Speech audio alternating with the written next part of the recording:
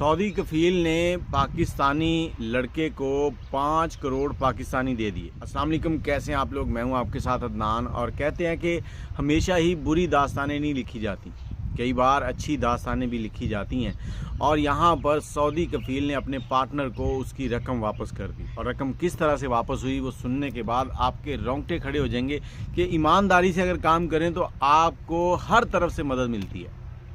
परवेज़ नामी शख्स जो पाकिस्तान से सऊदीया जाता है, वहाँ जाने के बाद पहले वो थोड़ा बहुत कंस्ट्रक्शन का काम कर रहा होता है, मज़दूरी करता है। कुछ अर्सा मज़दूरी करने के बाद उसका कफील देखता है कि ये बंदा बड़ा काबिल है और उसकी तरक्की हो जाती है, वो सुपरवाइज़र बनता है। सुपरवाइज़र के बाद कफील उस पर इतना ट्रस्ट करता है कि एक टाइम आता है कफील उसे कहता है कि तुम मेरे ठेकेदार बन जाओ।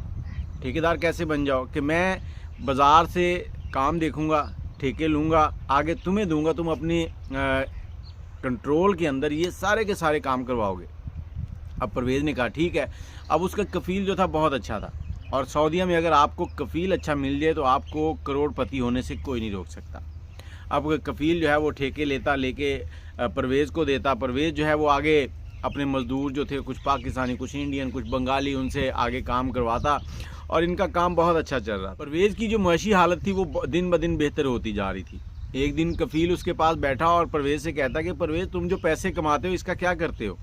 तो परवेज़ ने कहा जी मैं कुछ पैसे अपनी बहनों को भेजता हूँ, कुछ पैसे अपने भाइयों को भी देता हूँ, और कुछ पैसे अपनी बीवी को और अपने वालिदैन को भेजता हूँ, और जो बच जाते हैं वो अपने पास महफूज रख लेता हूँ ताकि मेरे बुरे वक्त में काम आए। तो कफील कहता कि तुम अगर मुझ पर एतमाद कर सकते हो तो ये पैसे तुम मेरे पास रखवा सकते हो, जब तुम्हें ज़रूरत हो तुम इन्हें ले जा सकते हो, ये तुम्हारी अमानत होगी। और परवेज़ और कफील के दरमियान अच्छी दोस्ती थी। ये कई बार इकट्ठे खाना खाते, घूमने जाते, जिस दिन छुट्टी होती सारा दिन इकट्ठे गुजारते। बहुत गहरी दोस्ती हो चुकी थी। अब परवेज़ ने कहा ठीक है। परवेज़ ने अपने पैसे उठाए और कफील को दे दिए। कुछ दिन गुजरे तो कफील आया और कहता कि मेरे घर के पास एक बिल्डिंग बिक रही है। अब अगर हम दोनों मिलके वो बिल्डिंग ख़रीद लेते हैं तो वो बिल्डिंग जो है ना वो हमें अच्छा मुनाफा दे जाएगी। परवेज़ उसके साथ बैठा गाड़ी में और निकल पड़े दोनों बिल्डिंग की तरफ। ये पहुँचे, वहाँ पर इन्होंने बिल्डिंग देखी। बिल्डिंग देखने के बाद परवेज़ समझ गया कि थोड़ा बहुत काम होने वाला है इसमें, बाकी बिल्डिंग बड़ी मौके की जगह पर और अच्छा मुनाफा दे सकती है। इन दोनों ने पैसे इकट्ठे करने शुरू किए। परवेज़ के पास तो पैसे मौजूद थे, लेकिन जो कफील ने आधे पैसे जमा करने थे वो नहीं कर सका। चंद दिन गुजरे तो कफील परवेज़ के पास आया और कहता कि परवेज़ भाई, मेरे पास पैसे नहीं हैं, ये बिल्डिंग तुम अकेले ही ख़रीद लो। परवेज़ ने उस बिल्डिंग को 1 लाख रुपए जो सऊदी थे उसमें ख़रीदा, और ख़रीदने के बाद अपने कफील के नाम कर दी। अब अगर आप थोड़ा बहुत जानते हैं तो सऊदीया के अंदर ये कानून है कि वहाँ कोई भी गैर मुल्की कुछ भी ख़रीद नहीं सकता, ना गाड़ी अपने नाम पे ले सकता है ना कुछ और। जो भी लेना है उसने किसी न किसी सऊदी बशिंदे के नाम पे लेना है, और ये एक ट्रस्ट के ऊपर ही सब कुछ चलता है, एतमाद के ऊपर चलता है। अब वो घर जो था उसके नाम हो गया। इसी दौरान परवेज़ जो है वो काम कर रहा था, जो कफील था वो नए ठेके, पुराने घरों की मरम्मत, सब कुछ इस तरह के काम करते थे। अब कुछ वक्त गुजरा तो परवेज़ जो है उसने पाकिस्तान आना था। इसने कफील से 3 महीने की छुट्टी ली। छुट्टी लेने के बाद ये पाकिस्तान पहुंचा। पाकिस्तान पहुंचने के बाद कफील को बताया कि मैं ठीक हूं, सब कुछ ओके है। उसके बाद कफील अपने कामों में मसरूफ़ हो गया, और इधर परवेज़ जो है इसका कुछ 2 हफ्ते के बाद एक एक्सीडेंट होता है। एक्सीडेंट हुआ तो परवेज़ जो है वो कोमे में चला गया। परवेज़ कोमे में गया और घर पर जो भी जमा पूंजी थी वो परवेज़ के ऊपर लगना शुरू हुई, और चंद महीने गुजरे कि परवेज़ की मौत हो गई। परवेज़ की मौत हुई। परवेज़ का एक जवान बेटा था जो एक यूनिवर्सिटी में पढ़ रहा था। परवेज़ की मौत के फ़ौरन बाद बेटे को यूनिवर्सिटी छोड़नी पड़ी, क्योंकि इनको खबर नहीं थी कि हमारे बाप ने कुछ सरमाया हमारा सऊदी अरब में छोड़ा है। और परवेज़ का बेटा जो है वो कोई मेहनत मजदूरी करने लगा। इसकी बीवी जो है वो भी घर में बच्चे जो इसकी बेटियां थी उनको देखभाल करती। और इसी दौरान इसकी बीवी ने अपनी 2 बेटियां जो थीं उनकी शादी कर दी। घर के हालात जो हैं वो और भी सख्त होते जा रहे थे। एक टाइम आया, साल गुजर चुका था, और मैं आपको बताता चलूँ कि जब परवेज़ ने ये घर ख़रीदा था तो परवेज़ ने एक डायरी ली। डायरी के ऊपर सारी तफसील लिखी, और उस तफसील के अंदर उसने ये लिखा कि मैंने सऊदी जो अपना कफील है उसकी जो कफ़ालत है, जो अखराजात हो रहे हैं उसके 10,000 सऊदी रुपये जो हैं वो मैंने देने हैं। अब वो डायरी उसकी बीवी ने पढ़ी और पढ़ने के बाद 1 साल के बाद उसने डायरी पढ़ी और पढ़ने के बाद अपने बेटे को बुलाया, कहा कि बेटा ये तुम्हारे बाप के ऊपर कर्ज़ है और ये कर्ज़ हमें हर सूरत में अदा करना है, तो तुम ये कर्ज़ उतारोगे। अब उसका बेटा जो है उसने कहा फिर अम्मा क्या करें। उसकी माँ ने अपने भाइयों को बुलाया, उनसे पहली बार उसने मदद की अपील की कि मैंने अपने बेटे को सऊदीया भेजना है, तो आप इस तरह से हमारी हेल्प कर दें कि इसको वीज़ा मिल जाए। अब वीज़ा मिला, बेटा पढ़ा लिखा था, लेकिन वहाँ जाते ही उसको मज़दूरी करनी पड़ी। मज़दूरी की तकरीबन 1 से 1.5 साल मज़दूरी करता रहा। मज़दूरी करते करते कुछ पैसे घर भेजता, कुछ पैसे अपने पास। उसने 10,000 सऊदी रुपये जोड़ लिए, तो उसके बाद उसने वो डायरी उठाई, उसमें उस कफ़ील का एड्रेस लिखा हुआ था। अब कफ़ील के एड्रेस की तरफ चल पड़ा। अमीर लोगों के घर थे उस तरफ, और वहाँ पहुँचने के बाद उसने वहीं के मरकज़ी मस्जिद में जुमा की नमाज़ अदा की, क्योंकि वहाँ जुमे के दिन छुट्टी होती है, तो इसने भी जुमे के दिन जाना मुनासिब समझा। जुमे की नमाज़ अदा की। नमाज़ अदा करने के बाद मस्जिद में बैठा था कि एक शख्स को आवाज़ दी। उसे कहा कि भाई साहब ये फ़लाँ फ़लाँ शख्स है, इसका एड्रेस मुझे समझा दें। जब इसने उससे एड्रेस पूछा तो उसने कहा आपको इनसे क्या काम है। इसने कहा जी मेरा बाप इनके पास काम करता था, परवेज़ नाम था, और मैं उनका कोई काम है वो इनको बताने आया हूँ। उसने कहा अच्छा ठीक है। उसने इसका हाथ पकड़ा और ये परेशान हो गया कि मेरा हाथ क्यों पकड़ रहा है। उसने इसका हाथ पकड़ा, हाथ पकड़कर अपने साथ लेकर चल पड़ा। अब ये दोनों चलते जा रहे हैं।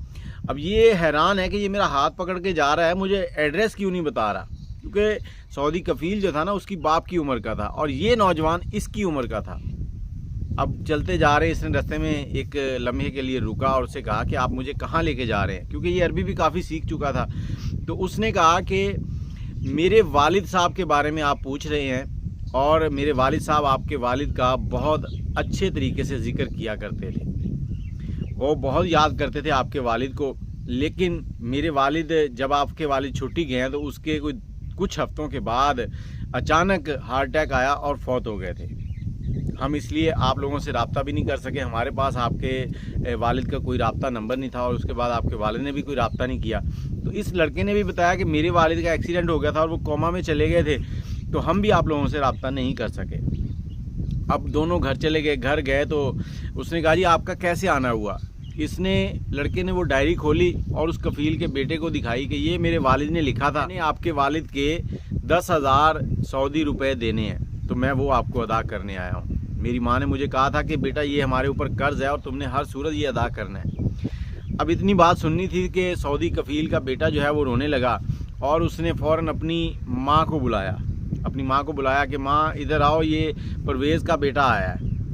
तो परवेज़ का बेटा आया, माँ आई भागी, उसने देखा। तो जब उसने कहा कि ये परवेज़ का बेटा हमें 10,000 रुपये देने आया है, तो ये इस तरह से बता रहा है। उसकी माँ ने कहा बेटा इसको खाना शाना खिलाओ और मेरी बात सुनो। उसने कहा ठीक है। उसकी माँ उसको ले गई साइड में, उससे कहा कि अपने सारे रिश्तेदार, चचा, ताया, मामू जो भी हैं उन सबको बुलाओ, मेरे पास तुम्हारे बाप की एक वसीयत है, वो मैंने पढ़ के सुनानी है। उसने कहा ठीक है। अब उसने सब रिश्तेदारों को बुलाया। 2 घंटे गुजर गया और इधर ये नौजवान जो था, ये परवेज़ का बेटा था, वो उनसे इजाज़त मांग रहा था। उसने कहा नहीं थोड़ी देर रुको, आपके साथ कुछ काम है। अब जैसे वो बैठा है, कभी कोई आ रहा है, कभी कोई आ रहा है, मैं लोग बढ़ते जा रहे हैं, तो और ये लड़का जो है ये परेशान हो रहा है कि अब यहाँ मेरे साथ क्या बनेगा। और जब सारे जमा हो गए तो उस बच्चे ने अपनी माँ को आवाज़ दी। उसने कहा माँ जी आप आएँ ज़रा। उसकी माँ आगे बढ़ी और जब उस कमरे की अंदर पहुँची तो उसके हाथ में एक डायरी थी। उसने वो डायरी खोली और उसने बताया कि ये मेरे शौहर की डायरी है और इसमें उसने एक वसीयत लिखी है। इस वसीयत के अंदर उसने अपनी सारी जायदाद के बारे में लिखा है और फ़लाँ जो घर है उसने इसमें लिखा है कि ये परवेज़ का है, परवेज़ ने ख़रीद कर मेरे नाम पर किया है। जब परवेज़ कहे इसको बेचकर परवेज़ को दे दो, या वैसे वो लेना चाहे तो वैसे ले लो। अब उन्होंने इस बच्चे को जब ये डायरी सुनाई तो इस बच्चे की आंखों से आंसू बहते जा रहे थे। रो रहा था कि वो तो पैसे देने आया था, यहाँ पैसे निकल आए हैं उसके। फिर सब रिश्तेदारों ने मिलकर इस बच्चे से पूछा कि अगर हम ये घर तुम्हें दें तो ये तुम्हारे किसी काम का नहीं है, क्योंकि ये तुम्हारे नाम नहीं हो सकता, तो हम इसे बेचकर अगर तुम्हें इसकी कीमत अदा कर दें। तो इसने कहा ठीक है आप इसकी कीमत अदा कर दें। उन्होंने वो घर बेचा।